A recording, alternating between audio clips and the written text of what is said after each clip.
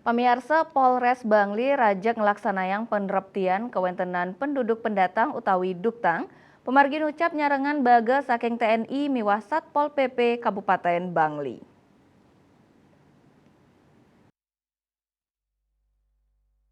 Petugas gabungan ngulengang kuentenan penduduk pendatang Ringowidangan Banjar Blumbang, Kelurahan Kawan, saha Ringowidangan, Kelurahan Bebalang.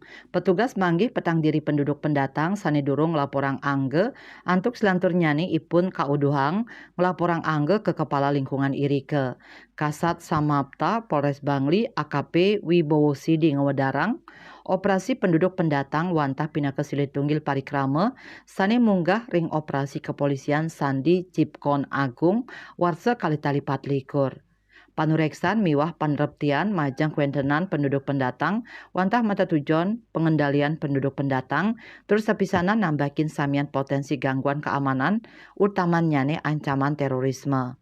Asa punika taler Kapolres Bangli AKBP Idewo Agung Roy Marantika Mausang ring pemargin operasi Cipkon Agung war sekali tali 24 Polres Bangli talrajag reptiang saha ngelaksanayang penegakan hukum ring panglimbakan miras miwah nincapang parikrama kepolisian sane preemptif wiadin preventif.